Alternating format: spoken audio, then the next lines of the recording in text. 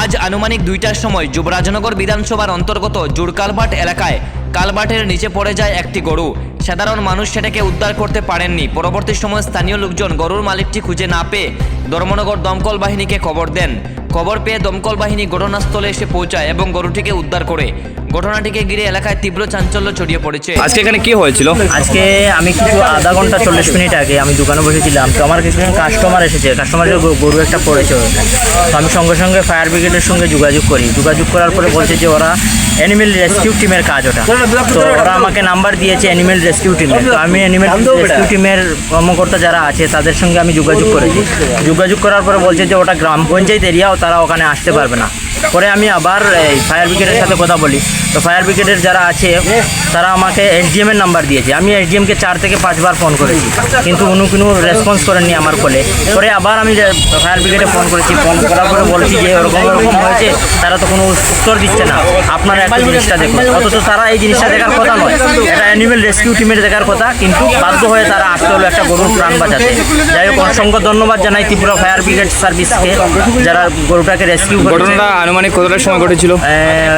এখন পর্যন্ত 1 ঘন্টা হয়ে যাবে। গরুর মালিককে আপনি চেনেন?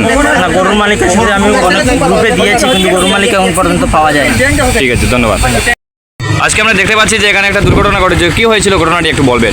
ঘটনাটা অ্যাকচুয়ালি একটা গরু আমাদের কালভার্টের নিচে পড়ে যায়, একটু উত্তর জায়গার মধ্যে।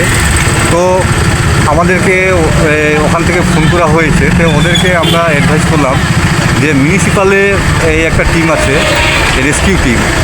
এটা কিন্তু বারবার আমরা বলছি ওদের একটা টিম আছে, রেস্কিউ টিম একটা আছে, এবং ওরা এই সমস্ত দেখে। তো আপনারা দেখুন, আমরা যদি গরুকে তুলতে আসি, যদি ছাগল একটা পড়ে থাকে এটাকে তুলতে আসি, হ্যাঁ, এমনও হয় বাড়িতে শিয়াল ঢুকে গেলে আমাদেরকে ফোন করা হয়।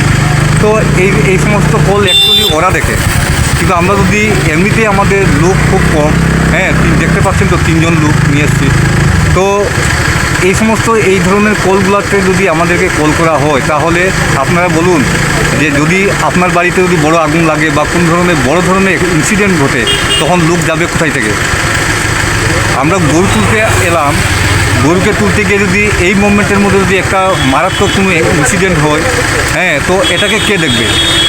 তো আজকে যদি বড় ধরনের একটা আগুন লেগে যায়, আমরা ওখান থেকে যাওয়ার পর যেতে যেতে তো আগুন জ্বলে ছাই হয়ে যাবে। তো পাবলিক বলবেন ফায়ার সার্ভিস লেট করে এসছে, কিন্তু এটা তো অ্যাকচুয়ালি এই ফায়ার সার্ভিসটা পাবলিক প্রপার্টি। আপনারা বুঝবেন, হ্যাঁ, কীভাবে এই ফায়ার সার্ভিসটাকে ব্যবহার করবেন। আপনারা যেভাবে ব্যবহার করবেন ফায়ার সার্ভিস এইভাবে চলবে, কোনো কিছু করার নেই। এই যে আমরা এলাম গরু তোলার জন্য, আমরা গরু মাত্র এই কারণে এসছি, কারণ গরুটার একটা প্রাণ আছে, হ্যাঁ, এটা ভেবে এসছি। কিন্তু ওদের কাজ কিন্তু আমাদেরকে করতে হয়। কিন্তু ওদের যে টিমটা আছে, ওরা শুনেছি ওখানে অনেক পাবলিকে বলছেন যে এরা মিউনিসিপ্যাল এরিয়ার বাইরে ওরা যাবে না। আরে এরা ধর্মনগর জুরিডিকশন এরিয়ার মধ্যে ওরা কাজ করবে।